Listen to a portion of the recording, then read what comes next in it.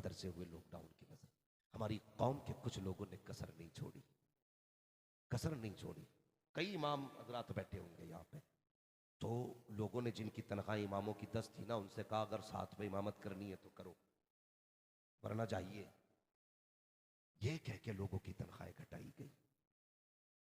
हम इतने खुदगर्ज हो गए, जरा से मतलब के लिए हमें फायदा क्या मिला, हमने मजबूरी का पूरा फायदा उठाया। इमामत करनी है तो 7,000 देंगे, वरना चाहिए। इमामों से भी गुजारिश है, जहां तक सोशल मीडिया के जरिए मेरी आवाज जाए, किसी के खिलाफ एहतजाज से कुछ नहीं होगा, शहरियार के खिलाफ बोलने से कुछ नहीं होगा। अपनी सफों में इत्तेफाक पैदा करो। हमारी सफों में भी ये हालात है, इमाम असर में जाना है तो दूसरा इमाम जोहर में बैठ जाता है। वो इसलिए जा रहा है कि तनख्वाह 8,000 दे रखे है, और ये आके कहता 6 दे दो काम चल जाएगा। और यार तुम मजबूत हो जाओ, कह दो अगर उसे 8 की वजह से निकाला है, अगर मुझे रखना है तो मुझे भी 10 देने पड़ेंगे। कसम खुदा की खा के दे कहता हूं, हिम्मत नहीं है कोई तनख्वाह घटा दे। अगर तुम्हां में इत्तेफाक हो जाएगा, तुम्हारी इज्जतें भी बढ़ जाएंगी, तुम्हारी तनख्वाहें भी बढ़ जाएंगी। क्या बात है। नारे तकबीर, नारे रिसालत, मसलके आला हजरत, उलमा अहले सुन्नत, सरकार की आमद, जश्न दस्तार बंदी, हजरत अल्लामा मुफ्ती हम्माद रसाई किबला। ये मदारिस किस हालत से गुजरे लॉकडाउन में। मैं आपको सलाम करता हूं, आप उस बस्ती में रहते हैं जिसमें इल्म के पहाड़ सांस लेते हैं। मुकद्दर वाले हो यार, वरना इल्म वालों की तलाश में जूतियां घिस जाती हैं, तब जाकर के कहीं कोई इल्म वाला नजर आता है। हाँ, आप ऐसी बस्ती में रहते हो, कसम खुदा की, जिसकी हवाओं में इल्म की खुशबू रहती होगी। मुकद्दर के धनी हो यार। मगर मैं ऐसे लोगों को भी मैसेज देना चाहता हूं जिन्होंने इदारों का कोई ख्याल नहीं किया, कोई ख्याल नहीं किया इदारों का। लॉकडाउन हुआ, कितने मुदर्रिसीन की तनख्वाहें उधार रही, और जब चंदा मांगा गया तो हमारी कौम ने कह दिया लॉकडाउन चल रहा है। लॉकडाउन, एक बात बताइए, बिजनेस बंद था ना लॉकडाउन में, गेहूं तो पूरे ही हो रहे थे, धान भी अपने हिसाब से ठीक हो रहे थे, गन्ना भी बराबर बढ़ रहा था, या वो भी लॉकडाउन के डर से छोटा हो गया था? नहीं था ना। खेतियां बराबर हुई, गन्ने बराबर हुए, गेहूं धान की खेती बराबर हुई। जब हमारे उलमा ने कहा उश्र दो, कहने लगे लॉकडाउन है। लॉकडाउन है मौलाना, तुम्हें नहीं पता लॉकडाउन चल रहा? लॉकडाउन का मतलब लेन देन हराम थोड़ी था। हमारी कौम ने नाजायज फायदा उठाया हजरत।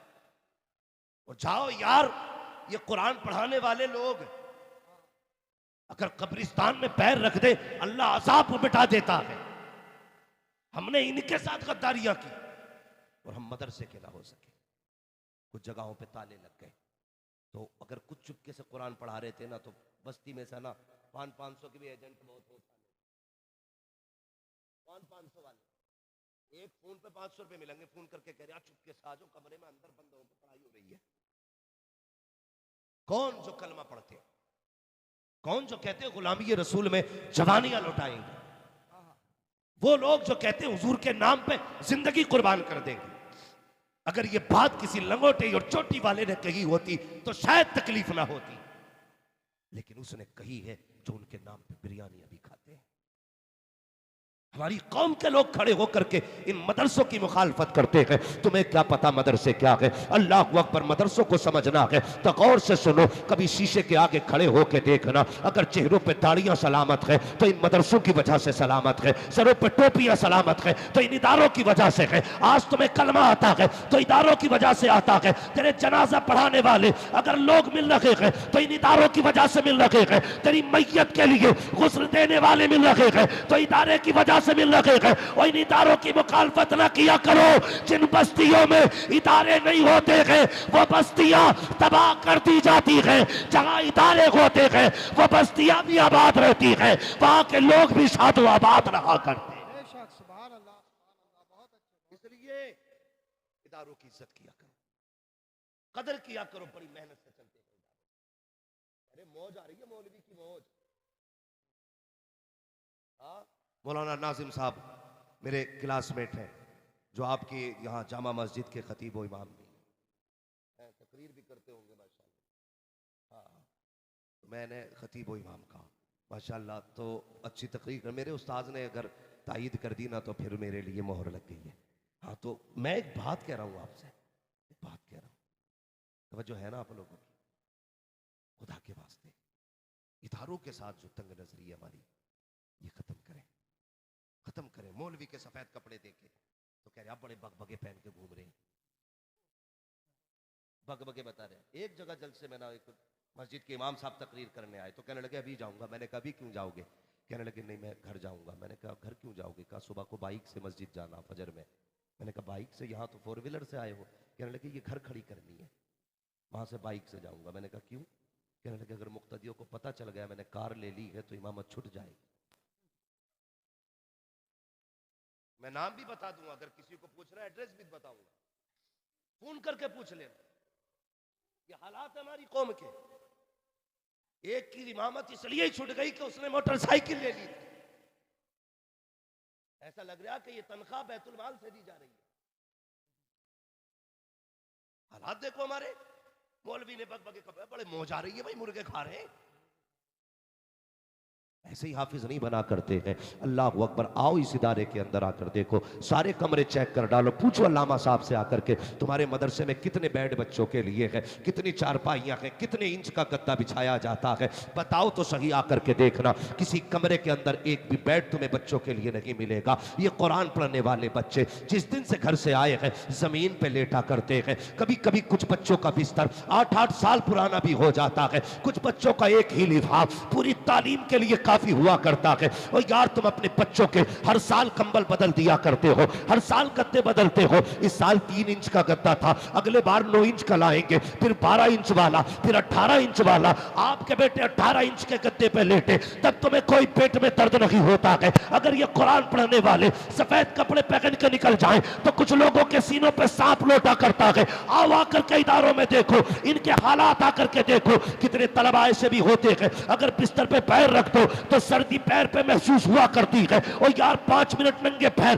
बिस्तर पे तू खड़ा नहीं हो सकता, लेकिन ये कुरान वाले लोग सारी सारी रात उसी बिस्तर पे लेटा करते हैं। आओ तुम्हें और बढ़ करके बताओ, तुम्हारे बेटे सुबह उठते हैं तो उनको गीजर से गर्म पानी दिया जाता है, मगर यही कुरान पढ़ने वाले बच्चे जब 3 बजे उठ करके वुजू बनाने आते हैं तो ठंडे पानी से वुजू किया करते हैं। मुझे बता तो सही, तेरा बेटा एक दिन ठंडे पानी को हाथ लगा दे तो उसकी पसली चलने लग जाती है, उसको नजला हो जाया करता है, उसको बुखार हो जाया करता है। लेकिन पूरी सर्दियां बीत गई है, इसी दारुल उलूम के तलबा को ठंडे पानी से वुजू किया होगा, लेकिन पूछो आकर के कितने बच्चों के फेफड़े जाम हुए हैं, कितने बच्चे इसकी बीमारी से मर गए हैं, कितने बच्चों को ठंड ने मार डाला है। जवाब मिलेगा किसी बच्चे का फेफड़ा जाम नहीं हुआ, किसी को ठंडी सर्दी ने नहीं मारा, किसी को ठंडी ने तबाह नहीं किया। और मुझे बता तो सही, तेरा बेटा एक दिन जमीन पे नंगे पैर चल जाए नजला हो जाता है। ये रोज 3 बजे उठते हैं लेकिन नजला नहीं होता है। बता तो सही बात क्या है?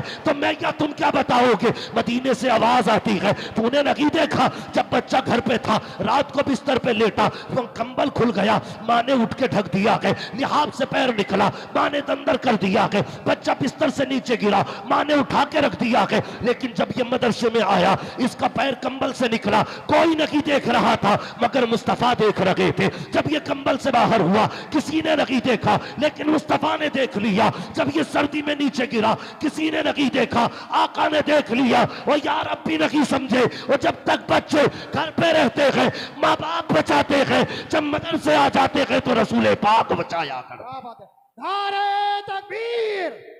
अरे यार आवाज निकाल कर बोलिए, नारे तकबीर, नारे रिसालत, मसलके आला हजरत, उलमा अहले सुन्नत, चश्मे दस्तार बंदी, नारे हैदरी। भाई ये अजमतें हैं इनकी। मेरे उस्ताद करीम अभी फरमा रहे थे कि ये हुजूर के मेहमान हैं, हुजूर के मेहमान, इनकी अजमतें बहुत बुलंद। सोचो तो सही, अगर पढ़ने वाले का ये मकाम है तो पढ़ाने वाले का मकाम क्या होगा? बेशक सुभान अल्लाह। सोचो तो सही। पढ़ने वाले की अजमतें हैं तो फिर पढ़ाने वाले की अजमतें क्या होंगी? खुदा के वास्ते कुरान वालों की इज्जत किया करो, कुरान वालों की कदर किया करो। नसीब वाले हैं जो कुरान वालों की इज्जत करते हैं, कुरान वालों की कदर करते हैं। अपने बच्चे को कम से कम एक बच्चे को कुरान का कारी जरूर बना लेना, सुभान अल्लाह। एक बच्चे को कुरान का कारी जरूर बना लेना। लोग बड़ा सीना चौड़ा करके कहते हैं जी मौलाना अल्लाह का करम है, 3 फैक्ट्रियां चल रही हैं, 4 मकान है, 5 प्लॉट है, तीनों बेटे अपने अपने पैरों पे खड़े। मैंने कहा लंगड़े तो हमारे भी नहीं है, करम है रब का। समझ रहे मेरी बात? तो बाप कहता जी इतनी फैक्ट्रियां हैं, इतनी बिल्डिंग है, इतने प्लॉट पड़े, फख्र से कह रहे आप बड़ी कामयाब जिंदगी गुजर रही है। कामयाब वो नहीं है जिसके प्लॉट हो, बिल्डिंगें हो, इमारतें हो, बंगला गाड़ियां हो, फैक्ट्रियां हो, वो कामयाब नहीं है। कामयाब वो है जिसने अपने पीछे कुरान पढ़ने वाला छोड़ा हो। क्या बात है, सुभान अल्लाह। सुने अब गौर से, कामयाब वो है जिसने अपने पीछे कुरान पढ़ने वाला छोड़ा है। वो मैं तो अक्सर कहता हूँ यार, घर में छोटे बच्चे हैं ना, उन्हें दीन का माहौल दो, दीन का माहौल दो, इल्म दीन सिखाओ। और कभी कभी अमीरों को बड़ा घमंड होता है जी क्या हो गया, मरूंगा ना तो मैं तो जिस पीर को चाहूंगा 10,000 दे के बुला लूंगा, पढ़ा जाऊंगा। दिल सोचते रहते हैं, जरा दिल पे हाथ रखो। मैं सलाम करता हूँ उन माँ बाप को जिन्होंने अपने बेटों को हाफिज कारी मौलवी आलिम बनाया। क्यों? मैं आप कहोगे भाई बड़ा फेमस मौलवी है, इसे ही बुलाएंगे जनाजा पढ़ाना, बुला लो। मैं कहूँगा यार खाना बड़ा अच्छा खिलाया, शादी अच्छी है, बिठाया भी बड़ी शान से, तो बड़ा अच्छा। मैं आऊँगा, हाथ उठाऊंगा, नमाज जनाजा पढ़ाई, जैसे आए थे वैसे ही चले गए। लेकिन सच बताऊं, अगर जनाजे पे बाप लेटा हो, मुसल्ले पे बेटा खड़ा हो, तो क्या वो भी ऐसी पढ़ाएगा जैसे मैं पढ़ाऊंगा? नहीं ना। अगर जनाजे पे बाप लेटा, मुसल्ले पे बेटा खड़ा है, वो देखेगा जनाजे में, दिल में कहेगा यार अब आज ये वो लेटा है जिसने मजदूरी करके मेरे मदरसे का खर्च उठाया था, ये वो लेटा है मालिक जिसने मेरे मदरसे की यूनिफॉर्म के लिए अपनी जेब का पैसा काट के मुझे दिया था। मैंने इसके कुर्ते के पैबंद देखे, लेकिन इसने कभी मेरे कपड़ों में पैबंद ना देखा। या अल्लाह वो आ रहा है जिसने बुढ़ापे में खुद बोरियां उठाई, लेकिन मुझे दीन के लिए छोड़ रखा।